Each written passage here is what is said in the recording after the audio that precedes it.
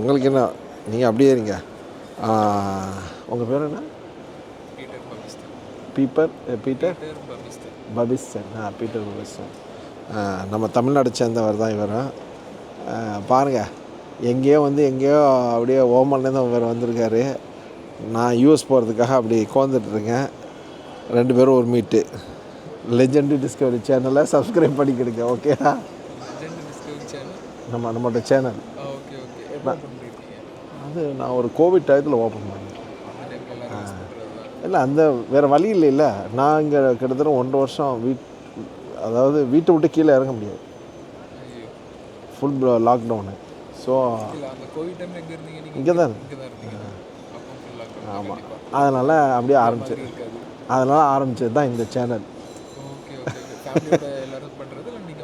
நான் மட்டும் தான், ஃபேமிலி தான். ஃபேமிலி பர்சனல் லைஃப் இருக்கக்கூடாது. சும்மா ஜாலியாக இப்போ இந்த டூர் போகிறேன், நான் போகிறது வேறு பர்பஸ்க்கு போகிறேன். அப்போ அப்படியே அங்கே நடக்கிறது நல்லது கெட்டது அப்படியே எடுத்து போகிறது. ஆமாம், இப்போ அவங்களும் சும்மா கொஞ்சம் சில ஆளுக்கு வந்து மனசு கஷ்டமாக இருக்குல்ல, இருவி போயிருப்பாங்க. அவங்க வந்து இது மாதிரி பண்ணும்போது அவங்களுக்கு கொஞ்சம் ரிலாக்ஸ் ஆகிடும்.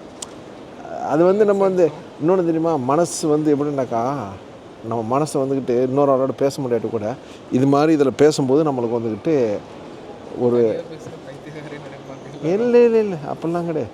அது மற்றவங்க எல்லாருமே நினச்சிக்கிட்டு தான் இருப்பாங்க. நான் பாட்டுக்கு பேசிக்கிட்டே போயிட்டுருக்கேன். இன்றைக்கி தமிழ்நாட்டில் உள்ள யூடியூபர் வந்து இன்றைக்கி யூடியூப்பை க்ளோஸ் பண்ணாக்கா தமிழ்நாட்டில் பெரிய ஆளுகள் ஒரு 50-60 யூடியூபருக்கு வந்துக்கிட்டு அப்படியே மடிஞ்சு போயிடுவாங்க. ஃபுல் டைம் வேலையாக பார்க்குறாங்க அவங்கெல்லாம். அவங்க 10 பேர்லாம் வேலை பார்க்குறாங்க.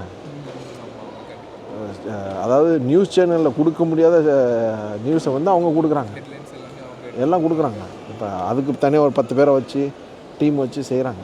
அதனால் எல்லாமே ஒரு இதுதான். ஸோ நம்ம சேனலை மறக்காமல் சப்ஸ்கிரைப் பண்ணுங்கள், ஷேர் பண்ணுங்கள், கமெண்ட் பண்ணுங்கள். அதான் ரொம்ப முக்கியம். சரியா? நீங்கள் இப்போ என்ன ஊருக்கு போகிறீங்களா? எவ்வளோ நாள் கழிச்சு போகிறீங்க? 10 monthsக்கே இவ்வளோ ஃபீலிங்கா?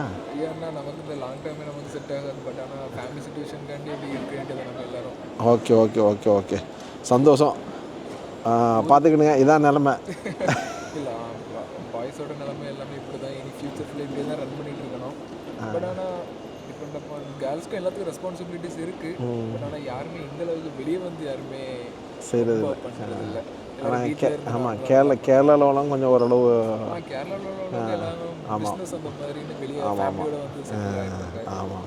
ஸோ இன்னும் நம்ம தமிழ்நாட்டில் தான் வெளியே வரணும். ஸ்டில் எல்லாரும் வீட்டில் இருக்காங்க. கொஞ்சம் இல்லை அவங்களுக்கு என்ன இந்த ஜென்ரேஷன் என்ன அவங்களுக்கு என்ன நம்ம சொல்லி புரிய வைக்க வேண்டிய நிறைய இருக்குது. பட் ஆனால் யாருமே அவ்வளோ சீக்கிரமாக அண்டர்ஸ்டாண்ட் பண்ணிக்க மாட்டாங்க. அது ஒரு பெரிய ப்ராப்ளம். ஓகே, அது அப்படி தான். நம்ம வந்து வெளிநாட்டு வாழ்க்கை இப்படி தான். நீங்கள் ஒன்ஸு இந்த புலிவாலை பிடிச்ச கதைன்னு சொல்லுவாங்க தெரியுமா? புலியுடைய வாழை பிடிச்சிட்டாக்கா விட்டா உங்களை கடிச்சு முடியாது.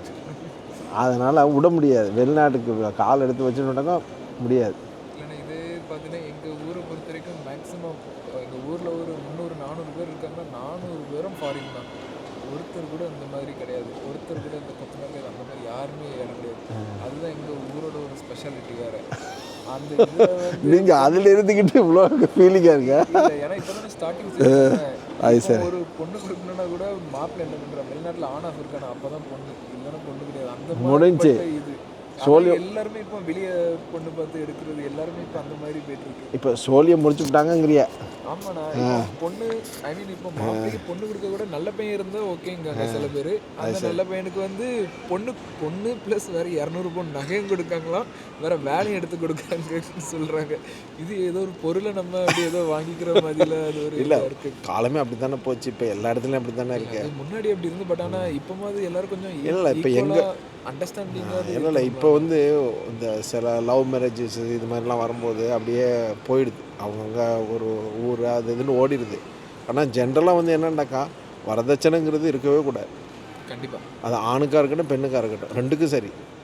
ஆனால் மியூச்சுவல் அண்டர்ஸ்டாண்டிங்கில் வந்து ஆனால் மேக்ஸிமம் டிபெண்ட் அப்போ நம்ம சைட்லேருந்து யாருமே இருக்க மாட்டாங்க. இல்லை இருக்கு இல்லை ஜென்ரேஷன் அவங்க வந்து இல்லை இருக்குது ஆண் சைடும் இருக்குது. சில இந்த நாட்டிலலாம் வச்சுட்டேன்னாக்கா ஆணுக்கு வந்து பயங்கர டார்ச்சர் இருக்குது. Okay okay.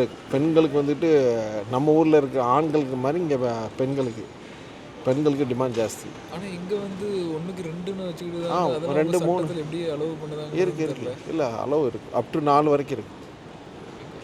இல்லை நாங்கள் ஒர்க் பண்ணிட்டு இருக்கப்போ எங்களோட அந்த ஒரு டீம் லீடர்னு ஒருத்தன் 3வது இப்போ ரெடி பண்ணிட்டு இருக்காங்க. ஆனால் அவனுக்கு வயசு 50. ஆனால் எப்படி தான் ஐ மீன் அந்த உமன்லாம் எப்படி அண்டர்ஸ்டாண்ட் பண்ணிட்டு வராங்க. அதெல்லாம் அது வந்து நம்ம கலாச்சாரத்தில் இல்லாதனால நம்மளுக்கு ஒன்றும் தெரியலை. நம்ம அது மாதிரி ஆகிட்டோம்னாக்கா நம்மளுக்கு அது ஈஸியாக போய்டும். என்ன நம்ம ஊர்லலாம் கொண்டு வந்து அவ்வளோதான் கொண்டுடுவாங்க. இல்லை கொண்டுறவங்களோட பாப்புலேஷன் கூட கொஞ்சம் 4 போயிட்டே இருக்கும். நல்லது தானே, பாப்புலேஷன் கூட போகிறது தான் நல்லது. பாப்புலேஷன் போகிறனால தானே இப்போ எல்லாருமே இந்தியா மக்கள் எல்லாருமே இப்போ அதர் கண்ட்ரிஸ் சூஸ் பண்ணி. இல்லையே, அப்படி இல்லை. ஆக்சுவலாக இந்தியாவில் வந்து என்ன பிரச்சனை சொன்னாங்க, ரியாலிட்டியாக உங்களுக்கு வந்துட்டு அதாவது எல்லா அரசியல்வாதிகளுடைய பிரச்சனை தான் அங்கே மெயின் பிரச்சனையே. இந்திய மக்கள் வந்து அதுக்கு தகுந்த மாதிரி நடக்க மாட்டிருக்காங்க. எப்படின்னாக்கா இன்றைக்கி இந்தியாவில் உள்ள பாருங்களேன், ஒரு நேரத்தில் எனக்கு தெரியும், நான் பார்த்த வகையில் ஒரு நேரத்தில் வந்து ஒரு வருஷத்துக்கு ஒரு தடவை தான் இந்த நாற்று விடுவாங்க எல்லாம் அந்த அரிசி. இப்போ வருஷத்துக்கு 4 தடவை பண்ணுறாங்க. அப்போ எப்படி பண்ணுறாங்க, எப்படி பண்ண முடியுது? அப்போ அந்த இது மேட்ரு இல்லை. பதுக்கல், அரசியல்வாதிகளுடைய பின்புலம், பெரிய பெரிய அரசியல் இல்லாத ஒரு பெரிய பெரிய பதவியில் இருக்கிறவங்க துஷ்பிரயோகம் பண்ணாங்கல்ல, அதனால வர்ற பிரச்சனை தான். இன்றைக்கி பாருங்கள், ஒரு சாதாரண கவுன்சிலரை பார்த்தா கூட 10 கோடி ரூபா சொத்து இருக்குது. எப்படி இருக்குது? இதே நீங்கள் அதே ஏரியாவில் இருப்பீங்க, உங்களுக்கு ஒன்றுமே இருக்காது. நீங்கள் எம்டியாக தான் இருப்பீங்க. ஆனால் நீங்கள் வெளிநாட்டில் வந்து சம்பாதிச்சிக்கிட்டு போயிட்டு இருப்பீங்க. நீங்கள் எல்லா டேக்ஸும் எல்லாம் கட்டிக்கிட்டு இருப்பீங்க. அப்போ அது மெயின் ரீசன் என்னன்னாக்கா, பொருள்களை வந்து கவர்மெண்ட்டு சில விஷயங்களை வந்து கவர்மெண்ட்டு ஃப்ரீயாகவே கொடுக்கணும், மக்களுக்கு வந்து சார்ஜ் பண்ணக்கூடாது. அதில் வந்து 3 விஷயம் இருக்குது மெயினாக. படிப்பு, நீங்கள் படிப்பு மட்டும் இன்றைக்கி எந்த ஒரு காசு இல்லாமல் பண்ணிட்டாங்கன்னு வைங்களேன், 90% நம்மளுக்கு வந்துட்டு எல்லோரும் புத்திசாலியாக போயிடும். கண்டிப்பாக. சரியா? அப்புறம் வந்து டிரான்ஸ்போர்ட்டேஷன் ஃப்ரீ ஆச்சுன்னு வைங்களேன், பொருளுடைய வேலை வந்து ஏறாது. கண்டிப்பாக, அதுவும் ஒரு பாயிண்ட் தான். அது அப்படியே இருந்துடும். அப்புறம் வந்துக்கிட்டு நீங்கள் படிப்பு, இந்த டிரான்ஸ்போர்ட்டேஷனு, அப்புறம் மருத்துவம், இந்த 3 நீங்கள் கிளியர் பண்ணிட்டேன்னு வைங்க கவர்மெண்ட்டு, நாடு இன்றைக்கி எங்கேயோ நல்லா நம்ம நாடு இல்லை, அப்புறம் எல்லா நாடும் நம்ம நாட்டுக்கு பின்ன வந்து நிற்கி. கண்டிப்பாக. அது வந்து இப்போ இன்றைக்கி வந்துக்கிட்டு அது இல்லாத காரணம் வந்து இதுதான். ஸோ ஒரு அருமையான ஒரு நம்ம சின்ன ஒரு கான்வர்சேஷன் ஆரம்பித்தோம், அப்படியே பெரிய லெவலில் போயிட்டுருக்கு. இதுதான் நம்மளுடைய, ஏன்னா வெளிநாட்டில் வாழ்கிறவங்களுக்கு தான் இதோடைய அருமை தெரியும், கஷ்டம் தெரியும், கஷ்டங்கள்லாம். ஆமாம், இங்கே இந்த சிச்சுவேஷனை தாண்டி வந்திருக்காங்க. ஆமாம். அப்போ அதுவும் இல்லாமல் நம்ம ஊரில் இருக்கிறவங்களுக்கு வந்து இதோடைய அருமையும் புரியணும், எவ்வளோ சிரமப்படுறோங்கிறது. நம்ம எவ்வளோ கஷ்டத்தில் போகிறோம் வர்றோம்.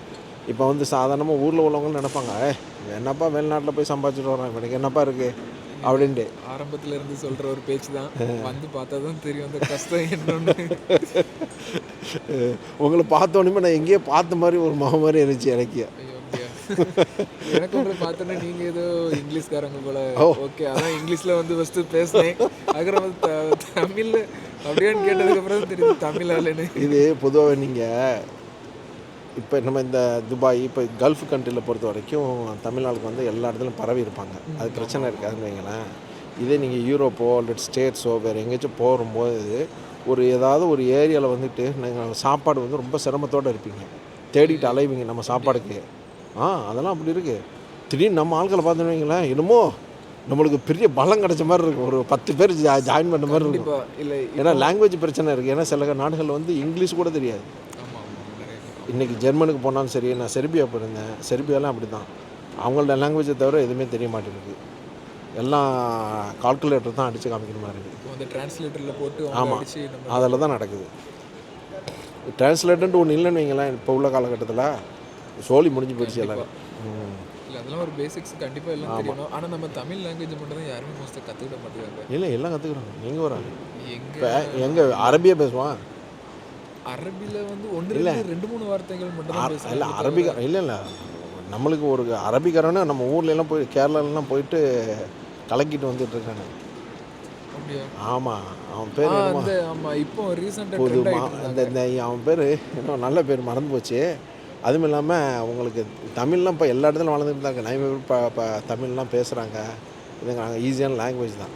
என்ன கொஞ்சம் வளைச்சி கழிச்சு அவனை பேசுகிற மாதிரி அவனுக்கு ஒரு ஃபீலிங்கு, நம்ம அவன்கிட்ட லாங்குவேஜ் பேசும்போது நம்மளுக்கு இந்த ஃபீலிங்கு. அதுதான் நம்ம எந்த ஃபீல்டுக்கு போனாலும் நம்மளோட லாங்குவேஜை அங்கே ஒரு புதுப்பிச்சுட்டு வரணும், அந்த மாதிரி ஒரு இது. ஆமாம், ரொம்ப சந்தோஷம். நாங்களும் இப்போ எங்கள் டைம் வந்துச்சு, போர்டிங் டைமு. போர்டிங் டைம் வந்துட்டு ஆமாம், இங்கேருந்து ஒரு 10 நிமிஷம் நடக்கணும். இதெல்லாம் போட்டிருக்குல்ல 10 நிமிஷம் நடக்கணும். ஓ ஓகே ஓகே. ஆமாம், உங்களுக்கு கரெக்டாக எத்தனை மணிக்கு ஃப்ளைட்டு? 2:30 மணிக்கு. எனக்கு மத்தியானம் 1:30க்கு தான். நான் இன்னைக்கு தூங்கணும். மதியம் 1:30க்கா? ஆமாம், ஐயோ, நைட் ஷிஃப்ட்டு நேற்று பார்த்துட்டு அப்படியே தூங்காமல் காலையிலலாம் கிளியரன்ஸ் எல்லாம் முடிச்சுட்டு மறுபடியும் இங்கே தூங்காமல் இருக்கேன், அலைஞ்சிட்டு தனியாக அலைஞ்சிட்டு இருக்கேன். சரி சரி சரி சரி, கண்டிப்பாக ரொம்ப சந்தோஷம். நம்ம சேனலில் நீங்கள் சப்ஸ்கிரைப் பண்ணிக்கணும். கண்டிப்பாக. என்னக்கா சொல்லுங்கள்? லெஜெண்டரி டிஸ்கவரி டிஸ்கவரி சேனலை சப்ஸ்கிரைப் பண்ணுங்கள். நானும் சப்ஸ்கிரைப் பண்ணுறேன். ஓகே, ப்ளீஸ் ஃபாலோ பண்ணிடுங்க, வாட்ச் பண்ணுங்கள். கண்டிப்பாக நல்ல சப்போர்ட் கொடுங்க அண்ணன். Correct correct. அண்ணனை எப்பவும் பார்த்தாலும் நீங்கள் வந்து பேசுறீங்க, ஒரு vlog எடுத்துருவாங்க அண்ணன். கண்டிப்பாக. இது மற்றவங்களுக்கு யூஸ்ஃபுல்லாக இருக்குல்ல. கண்டிப்பாக இப்போவே ஃபாலோ பண்ணிடுறேன். இப்போ நீங்கள் எடுத்து பண்ணிட்டுண்டாக்கா அவங்களுக்கு மற்றவங்களுக்கு ஒரு இதாக இருக்கும். ஓகே, ஃபோன் எங்கே வச்சு சரியா இருக்கு. பல பாக்கெட் இருந்தாலும் பிரச்சனை. தூக்கத்தில் எங்கே வச்சுருக்கோன்னு தெரியல.